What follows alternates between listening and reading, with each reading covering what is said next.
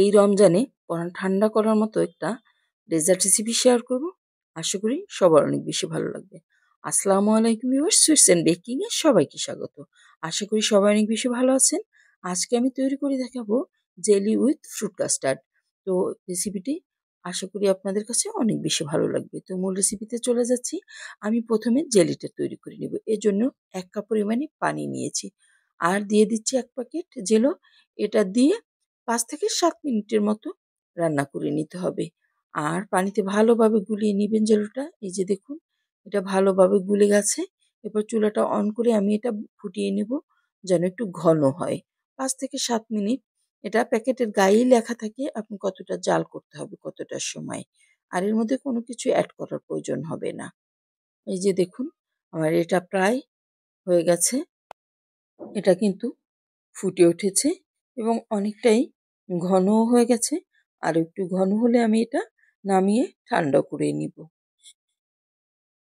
আর বারবার কিন্তু একটু নেড়ে নিতে হবে, না হলে হাঁড়ির নিচে আবার লেগে যেতে পারে। ভালোভাবে আপনারা নাড়িয়ে এটা 5 থেকে 7 মিনিট ফুটিয়ে নিবেন।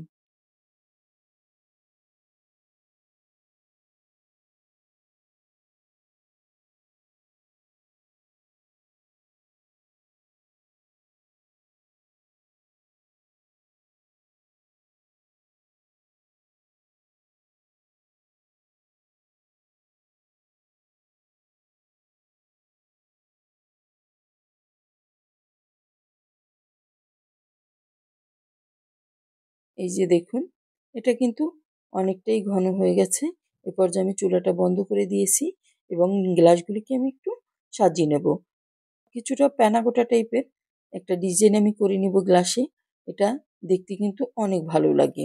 এই যে এভাবে রেখে দিতে হবে গ্লাসটা, তাহলে এটা এভাবেই জমে যাবে। আমি ফ্রিজে কিছু সময়ের জন্য রেখে দেব যেন জমে যায়। এখন আমি এর কাস্টার্ডটা তৈরি করে নেব। প্রথমে আমি দিয়ে দিলাম 1/2 কাপ দুধ। তার মধ্যে আমি ভ্যানিলা এসেন্স দিয়ে দিলাম 1 চা চামচ পরিমাণে। তারপর দিয়ে দিচ্ছি 3 টেবিল চামচ পরিমাণে কাস্টার্ড পাউডার। এটা ভালোভাবে গুলিয়ে নিবেন যেন ভিতরে কোনো আস্ত দলা পাকিয়ে না থাকে, সেটা কিন্তু খেয়াল রাখতে হবে। তাহলে কাস্টার্ডটা নষ্ট হয়ে যাবে যদি আস্ত দলা পাকিয়ে থাকে এটা। আমি ভালোভাবে নাড়িয়ে এটা মিক্স করে নিচ্ছি।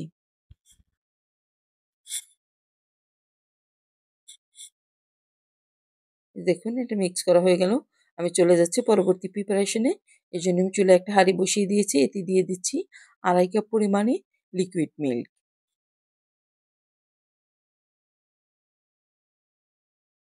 এখন একটু নাড়িয়ে নিচ্ছি। তারপর অন্য উপকরণগুলো অ্যাড করে দিব। আমি চুলাটা কিন্তু এখনো অন করি নাই। এই যে দেখুন, দিয়ে দিচ্ছি চিনি। এখানে 1/3 কাপ পরিমাণে চিনি আছে। চিনিটা অবশ্যই আপনাদের পছন্দ অনুযায়ী দিবেন। দিয়ে দিচ্ছি ক্রিম। এখানে 3 টেবিল চামচের মতো ক্রিম আছে। ক্রিমটা না থাকলে আপনারা এটা বাদ দিতে পারেন বা কনডেন্স মিল্কও এখানে ইউজ করতে পারেন। দিয়ে দিচ্ছি যে কাস্টার্ড পাউডারটা আমি গুলিয়ে রেখেছিলাম দুধে, সেটা সম্পূর্ণ দিয়ে একদম সুন্দরভাবে নাড়িয়ে আমি মিক্স করে নিলাম। এরপর চুলাটা অন করে দিয়েছি। এটা আমার পছন্দ অনুযায়ী ঘন হলে নামিয়ে নেব। নাড়তে থাকতে হবে, না হলে কিন্তু হাঁড়িতে লেগে যাবে। বারবার নাড়তে থাকবেন। নেড়ে নেড়ে এটা ঘন করে নিতে হবে। আর চুলার হিটে অবস্থায় মিডিয়ামে দিয়ে দিয়েছি আমি। এটা তৈরি হয়ে গেছে।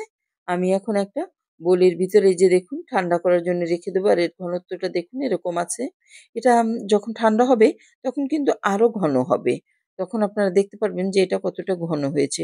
এর ফাঁকে আমি ফলগুলি কেটে নিয়েছি। আমি ডালিম আর নিয়েছি আঙ্গুর, স্ট্রবেরি, আপেল, কলা, সবগুলো আমি ছোট ছোট কুচি করে নিব। আপনারা আপনাদের পছন্দ অনুযায়ী কুচি করে নেবেন, যার যেমন পছন্দ সেই অনুযায়ী।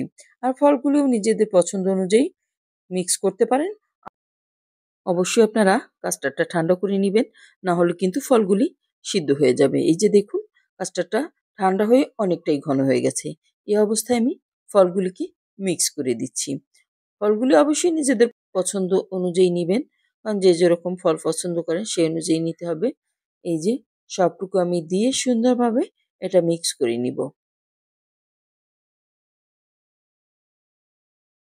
আমি উল্টে পাল্টে ফলগুলিকে মিক্স করে নিয়েছি। দেখুন, আর কি সুন্দর একটা ঘনত্ব হয়েছে। একদম পারফেক্ট একটা কাস্টার্ড তৈরি হয়ে গেছে কিন্তু। এই যে দেখুন, আর এটা খেতে কিন্তু অসম্ভব মজার হয়েছিল। আপনারা ইফতারিতে একবার ট্রাই করে দেখবেন, দেখবেন নিরাশ হবেন না, ভালোই লাগবে।